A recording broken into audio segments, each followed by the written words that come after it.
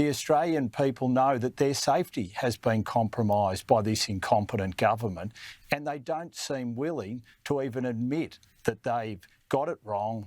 That's my style. I hope you've noticed that.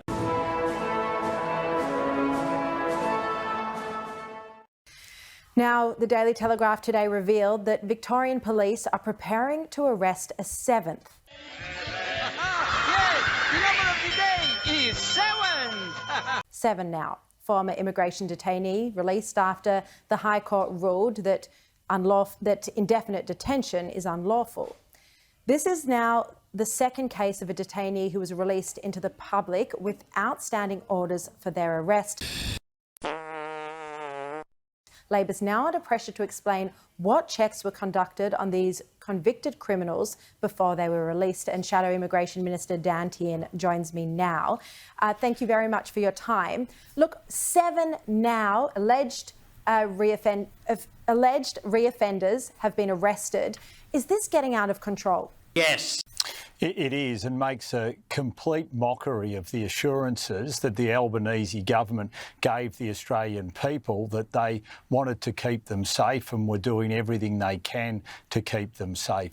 It is now clear, and we have 2 examples, that they let these detainees go without doing the proper checks and balances and without seeing whether they had to let them go. They did it before the High Court had put its reasonings out, and they did it without checking whether there are other reasons, for instance, arrest warrants out for some of these detainees, which would see them out behind bars. And once again, it just shows that Minister Giles and Minister O'Neill are not up to the job, and the Prime Minister should sack them.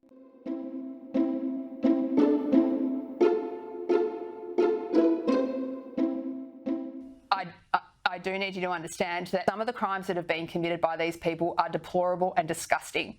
And the real worry is that over Christmas and New Year, the Australian people know that their safety has been compromised by this incompetent government, and they don't seem willing to even admit that they've got it wrong, they've completely mishandled it, and actually what should happen is both Ministers O'Neill and Giles should both go. What we wanted to do.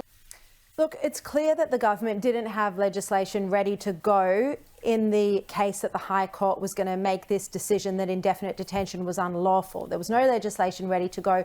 Do you think, therefore, that any alleged victims of the criminals who've now been released, do you think this is on the Albanese government's conscience? Yes. Well, absolutely the government will need to take responsibility for anything that occurs, because not only weren't they ready to go when the High Court made its decision, but as we've now found out, once the legislation went through the Parliament after we forced the government to put legislation through, they still weren't ready to act. We found out yesterday that they set up a body to look at all the cases and then decide what will happen. We know that none of these decisions, that they won't go to the courts to try and get some of these people locked back up before Christmas.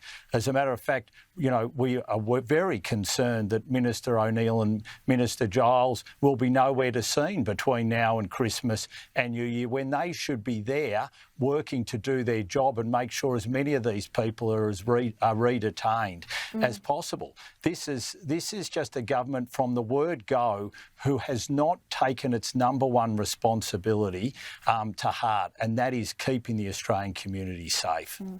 And then there was also that story. We had the journalist Liam Mendes on the program last night. He's revealed that convicted terrorists were released, and that Mark Dreyfus didn't put in a request for a supervision order until just 3 days before one of them was released. I will not be apologising. My mother dreamt of a better life for me, and I hope that my journey in life inspires Australians to reach for the stars.